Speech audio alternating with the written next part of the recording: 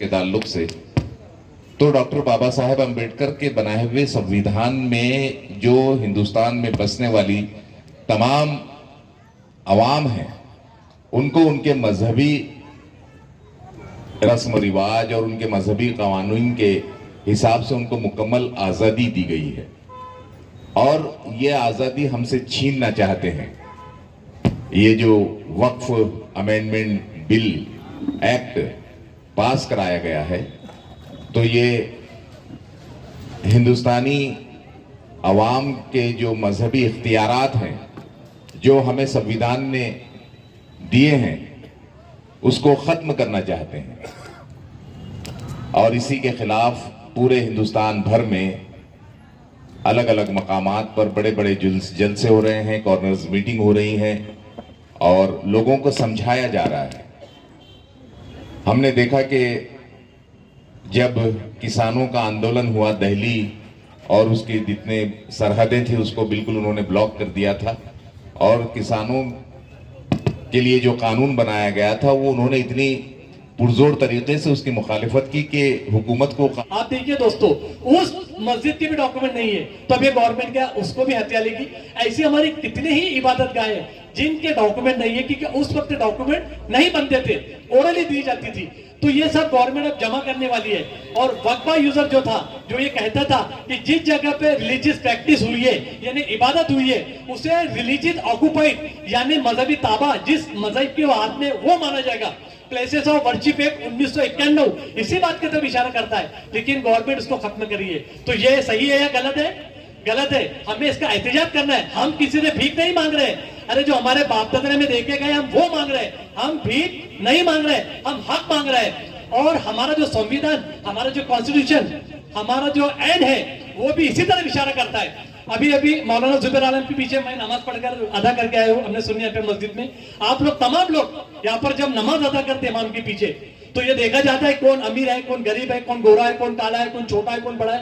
तमाम की तमाम जो ईमान वाला है वो वहां पे नमाज पढ़ता है। कोई बड़ा छोटा नहीं देखा जाता है। एक ही सफ में खड़े हो गए महमूद और अयाज, एक ही सफ में खड़े हो गए महमूद और अयाज। ना कोई बंदा रहा ना कोई बंदा नवाज। ये इस्लाम की खासियत है।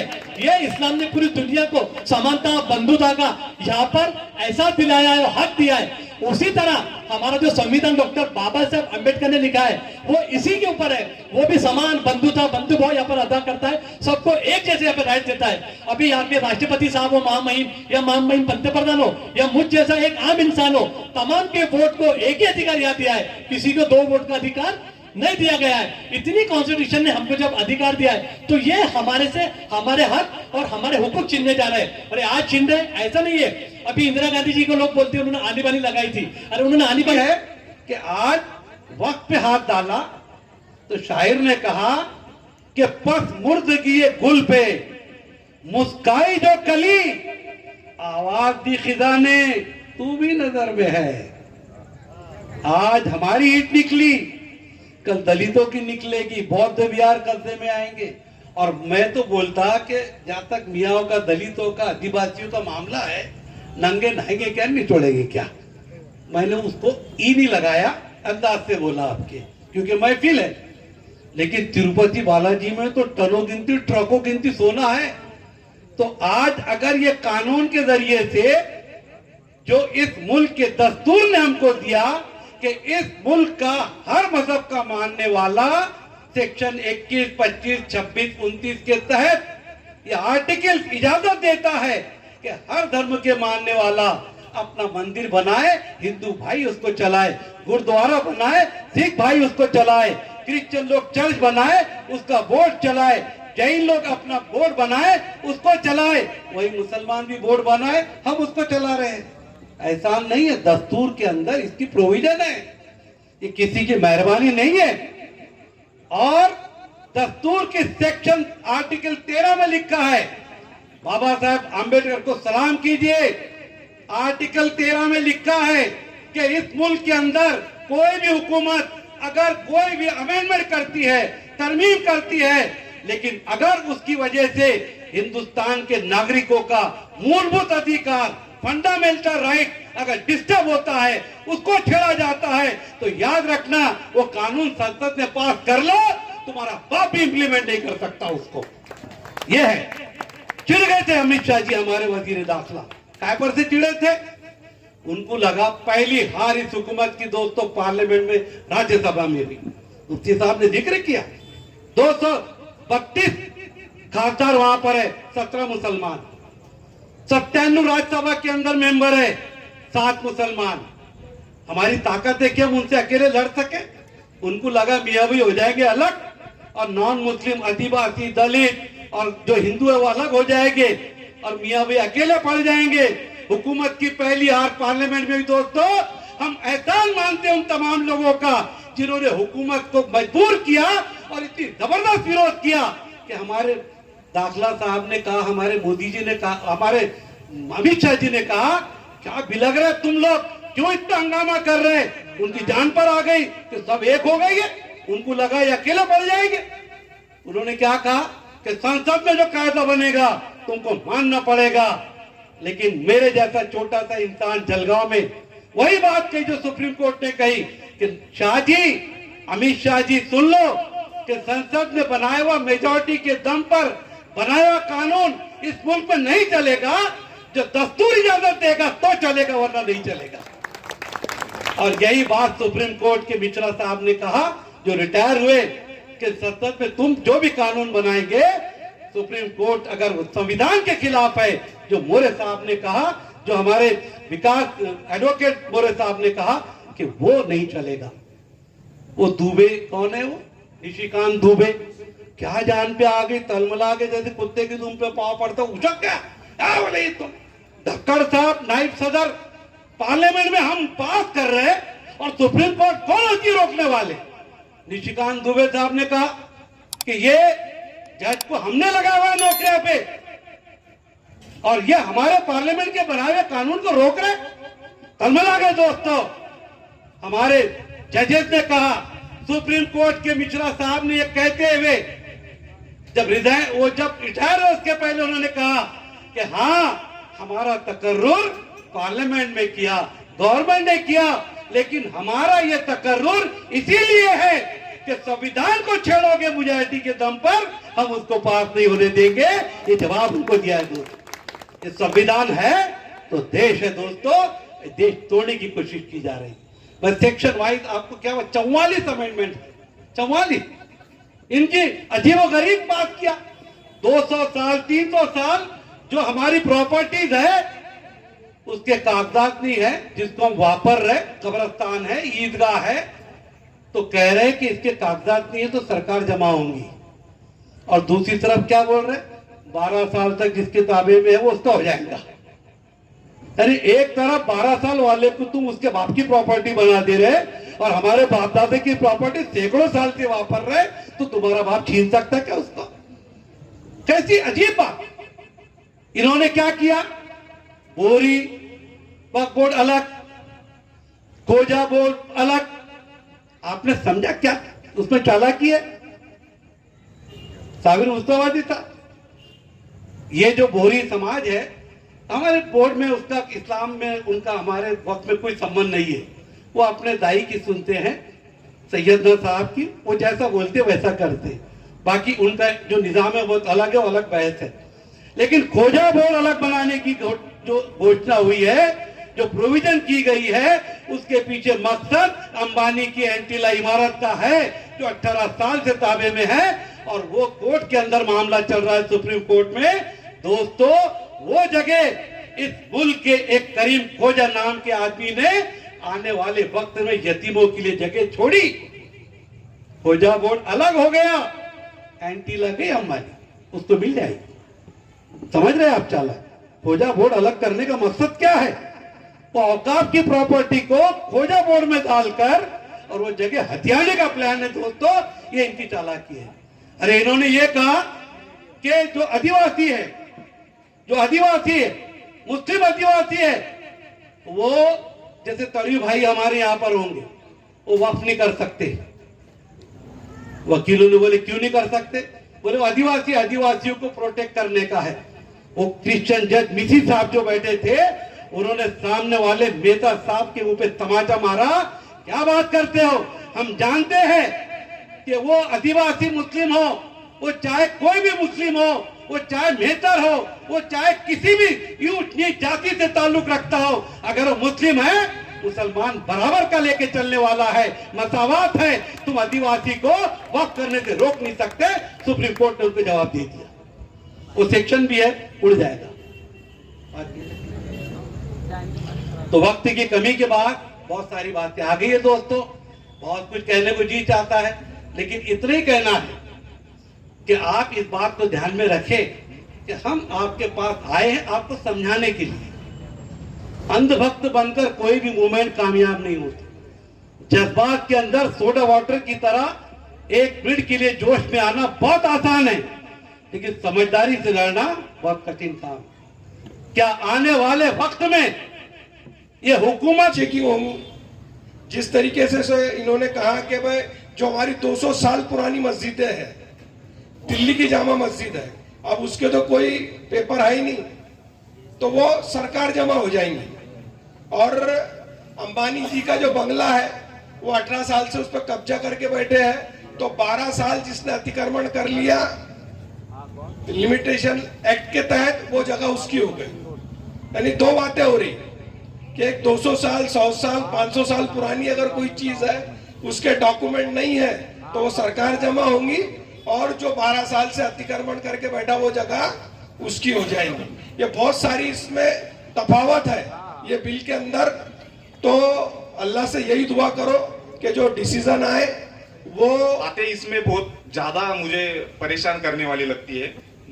ती म्हणजे अशी आहेत की 2013 मध्ये काही ठराविक जमिनी दिल्लीमध्ये या वक्फ बोर्डाला देण्यात आल्या होत्या। 123 वेगवेगळ्या जमिनी आहेत। उसमें कुछ प्रॉपर्टी ये वक्फ बोर्ड की प्रॉपर्टी है, मस्जिद है, लेकिन वो एंशियंट मॉन्यूमेंट है, मतलब प्राचीन वास्तुकला है कुछ, या फिर आर्कियोलॉजिकल सर्वे साइट है कि जो इतिहास में जो जो बादशाह हुए उन्होंने वो बनवाया, इसलिए वो एंशियंट मॉन्यूमेंट्स है, या फिर आर्कियोलॉजिकल उत्खनन में पाई गई ऐसी कुछ जमीन है, या फिर ऐतिहासिक कोई स्मारक है, लेकिन वो वक्फी जमीन है। अभी ये कानून ऐसा कहता है कि वो वक्फ की जमीन हो या ना हो, अगर वो पर्टिकुलर लैंड या प्रॉपर्टी अगर वो आर्कियोलॉजिकल सर्वे एक्ट के अंदर आती है या फिर एंशियंट मॉन्यूमेंट एक्ट के अंदर आती है, तो वो सीधा से सीधा सेंट्रल गवर्नमेंट के पास चली जाएगी। इसमें शाही इमाम मस्जिद है, दिल्ली की वो सारी मस्जिदें जो जिसको देखने के लिए देश विदेश से लोग आते हैं, वो सारा एडमिनिस्ट्रेशन अभी सेंट्रल गवर्नमेंट के पास जाने वाला है इस अमेंडमेंट की वजह से। दोस्तों इसके ऊपर बहुत सी बातें, मतलब अनकॉन्स्टिट्यूशनल प्रोविजन तो इतने हैं कि बात बात पे इन्होंने जो संविधान है उसका वायलेशन किया है। उन्होंने बोला कि नॉन मुस्लिम मेंबर्स अपॉइंट कर सकते हैं आप। मैं इनसे सीधा सवाल करना चाहता हूं कि आप किसी भी मंदिर या गैर मुस्लिम जो संस्था में है, गैर मुस्लिम संस्था है या धार्मिक स्थल है, उसमें किसी मुसलमान को मेंबर ले सकते हो क्या? अरे मुसलमान तो छोड़ो, तुम ब्राह्मण छोड़ के किसी और को ले सकते हो क्या? नहीं लेंगे। अभी मैं आप यहाँ पे युवा बैठे, मुझसे युवाओं से खास करके दरख्वास्त करनी है कि आप सच्चर कमेटी की रिपोर्ट है, बहुत बड़ी है, लेकिन ध्यान से पढ़ो। आपका सिलेबस है ऐसा समझ के आप पढ़ो। ये जो सब सच्चर 2013 में जो अमेंडमेंट हुए वो पॉजिटिव अमेंडमेंट है सब। 2013 की यूपीए गवर्नमेंट में जो हुए वो सच्चर कमेटी के आधार पे हुए। उसको कुछ तो बेसिक स्टडी था उसके पीछे, अमेंडमेंट करने के पीछे। अभी के अमेंडमेंट के पीछे कोई स्टडी नहीं, कोई कमेटी नहीं, कोई कमीशन नहीं, कुछ नहीं है। ये बात हमें माननी पड़ेगी दोस्तों कि वक्फ में प्रॉब्लम नहीं है, प्रॉब्लम वक्फ बोर्ड में है। उस दिन भी हम बात, वक्फ बोर्ड में प्रॉब्लम है, वक्फ में प्रॉब्लम नहीं है। क्या प्रॉब्लम है? सच्चर कमेटी ने कहा है 2005 में कि भारत में 6 लाख एकड़ जमीन है जो वक्फ में आती है। 9 लाख, ठीक है, अभी 9 लाख होगी। 2005 का जो आंकड़ा है 6 लाख। उसमें 1.2 लाख प्रॉपर्टीज है अलग अलग, और उसका जो उसका जो वैल्यूएशन है, मतलब कीमत है, वो 1.2 लाख करोड़ है। लेकिन उससे जो इनकम आती है वो सिर्फ 163 करोड़ इतनी आती है। तो ये सबसे बड़ी प्रॉब्लमेटिक है, जो इसके ऊपर जो खिलाफ है उनको भी सोचना चाहिए, पॉजिटिव और नेगेटिव दोनों लोगों ने सोचना चाहिए। कि ये सच्चर कमेटी ने रिकमेंड किया कि भाई इतनी ज्यादा कीमत वाली प्रॉपर्टी वक्फ बोर्ड के पास है, लेकिन उससे जो इन्कम आती है वो बहुत ही कम है उससे, तर त्यापासून जे उत्पन्न मिळतं आपल्याला त्या प्रॉपर्टी पासून ते खूप नगण्य आहे।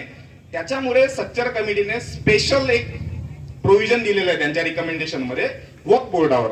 ते सर्वांनी, खास करून आजचे जे युवक इथं बसलेले त्या सर्वांनी सच्चर कमिटी, मुस्लिम समुदायाची परिस्थिती काय आहे, मुस्लिम समुदायामध्ये काय गुण दुर्गुण जे काही आहेत, मुस्लिम समाजाची स्थिती काय आहे, त्याच्यामध्ये वाचल्यानंतर तुमच्या लक्षात येईल की मुस्लिम समाजाची आजची स्थिती हे दलित आदिवासींपेक्षा सुद्धा वाईट आहे।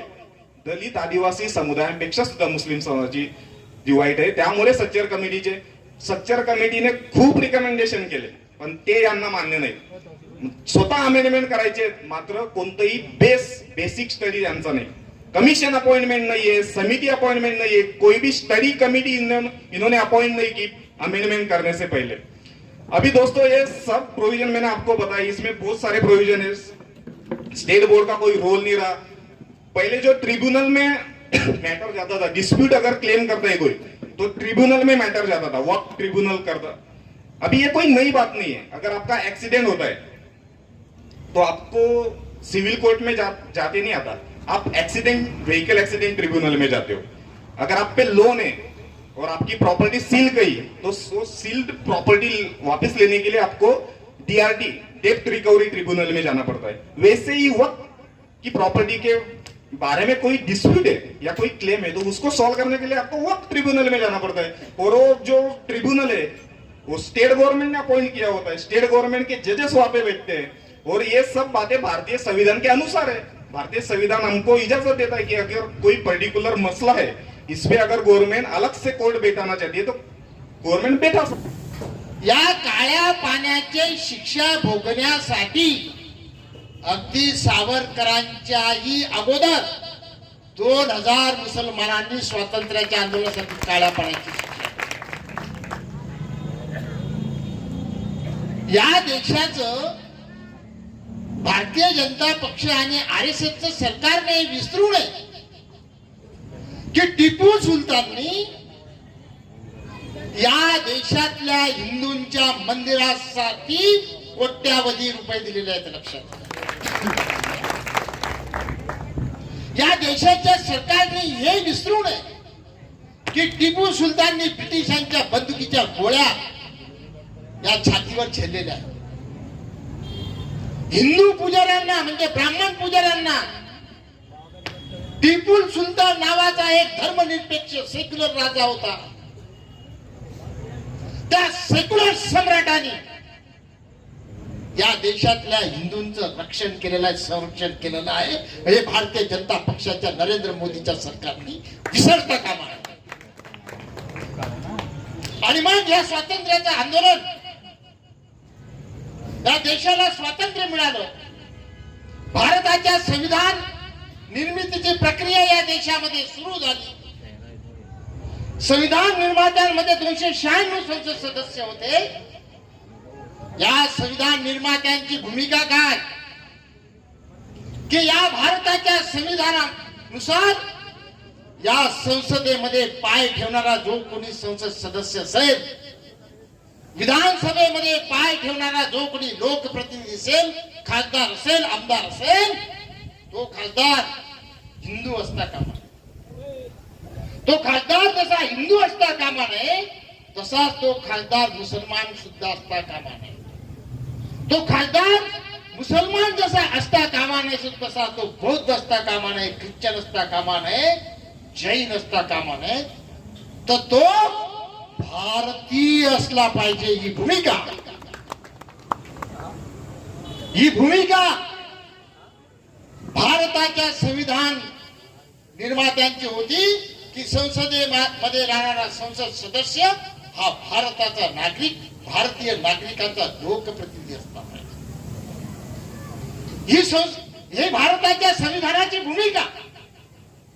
हे संविधानाची भूमिका असताना गेल्या 2014 सालापासून तर आजपर्यंत या संसदेची गरिमा, या संसदेचं पावित्र्य, या संसदेची सर्वोच्चता या सरकारने गढूळ केलेली आहे. संसदेमध्ये आम्ही केवळ हिंदू आहोत, हिंदूंचे प्रतिनिधी आहोत आणि म्हणून आम्ही या संसदेमध्ये कुठल्याही प्रकारचे कायदे पास करू शकतो, अशा प्रकारची भूमिका या संसद सदस्यांची जर असेल तर ते या देशाच्या लोकशाहीला आणि या देशाच्या संविधानाला घातक आहे लक्षात. आणि म्हणून ही लढाई जी आहे, ही लढाई केवळ मुसलमानांची नाही.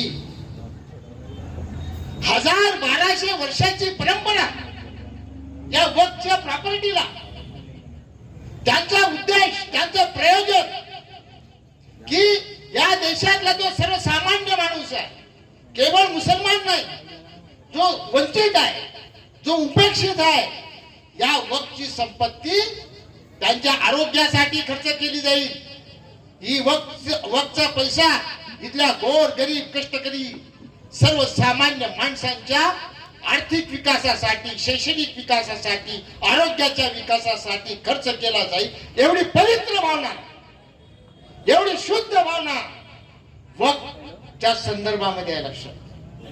परंतु या सरकारने, केंद्र सरकारची नियत या वक्फच्या ज्या जमिनी आहेत, जी प्रॉपर्टी आहेत, ही यांना अंबानी अदानीच्या घशात घालायची, आमची संपत्ती जप्त करायची, सरकारी ताकदीनं, सरकारी शक्तीनं, आणि सर्व संपत्ती अंबानीच्या घशात. ते बस्तर है कि नहीं? अरे बोला क्यों गोकुल भाई, अब देखो सर मुझे याद नहीं आ रहे. हम एक जगह गए, वो गांव का नाम भी लेंगे, जानबूझ के नहीं जानबूझ. हम एक गांव में गए तो मैंने वहां यही मिसाल लिया, जुम्मे के बाद बयान था, यही मिसाल लिया कि हम एक बिल्ला से अगर भाई घुस गया तो छोड़ते नहीं.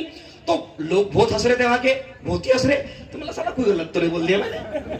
ज्यादा हंस रहे लोग. बाद में बयान के बाद बताए मुफ्ती साहब ज्यादा इसलिए हंस रहे थे पूरे गांव वाले क्योंकि तुमने तो एक बिल्लास की बात करे, जुम्मे के पहले 4 भाइयों का 2 इंच पे झगड़ा हुए ले.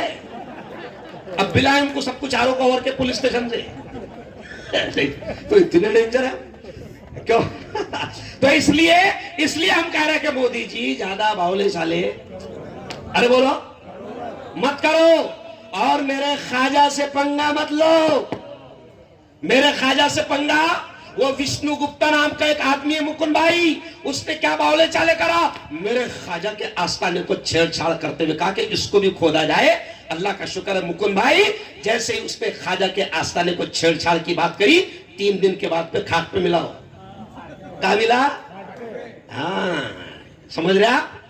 तो अब मोदी जी क्या कर रहे? अल्लाह वालों के आस्थानों पर कब्जा करना चाह रहे, मजारों की जमीन पर कब्जा करना चाह रहे, खानकाहों की जमीन पर कब्जा करना चाह रहे, मस्जिदों की जमीन पर कब्जा करना चाह रहे, मुसलमानों की जितनी जायदादें हैं, कब्रिस्तान वगैरह, उस पर कब्जा करना चाह रहे. लेकिन अभी आप देखो कितनी सुंदर बात है कि आज जैसे मुकुंद भाई ने कहा, एडवोकेट विकास मोरे ने कहा कि सुनो, ये जो काला कानून मोदी सरकार ला रही है, खुशी की बात यह है, ये देखो गौर से सुनना, खुशी की बात यह है कि जब ये काला कानून पार्लियामेंट में लाया जा रहा था तो 238 खासदारों ने इस काले कानून का विरोध किया, और खुशी की बात यह है कि 238 में से 220 खासदार हिंदू थे. कौन थे? नॉन मुस्लिम हिंदू भाई विकास. 200 हिंदू खासदारों ने विरोध किया. क्यों? इसलिए मोदी सरकार घबरा गई कि अरे बाप रे, अपन तो हिंदू मुसलमानों को अलग अलग करना चाह रहे थे, मगर ये अलग अलग, अरे बोलो, अपन तो अंग्रेजों की तरह करना चाह रहे थे, डिवाइड एंड रूल. लेकिन अभी मुकुंद भाई ने क्या कहा, विकास मोरे ने क्या कहा कि पूरे अंबेडकरवादी संगठन है, मुसलमानों घबराना मत. अगर ये मोदी सरकार, ये हिटलर, ये तानाशाह, ये कातिल, ये जालिम अगर ज्यादा बावले चाले करेगा तो पूरे अंबेडकरवादी हमारी संगठन हमारे साथ में, और डरेंगे नहीं हम लोग. नहीं समझे आप? मोदी जी, मैं तुम्हारा छोटा भाई है और मुझे अधिकार है कि अगर बड़ा बावले चाले करा तो उसको भी समझाना. तो मैं मोदी जी को यह पैगाम दे रहा हूं, पुलिस वाले लिख रहे हैं, लिख लेना कि मुफ्ती हारून ने कहा था कि मोदी बावले चाले मत कर, तेरे से बड़े बड़े आया। अरे बोलो, एक से काहे चले गए? क्यों? देखो, तुमने जोर से बोलना, सिर्फ गए। क्या बोलना? गया। क्या बोलना? बहुत मजा आएगा। एक से काहे गए?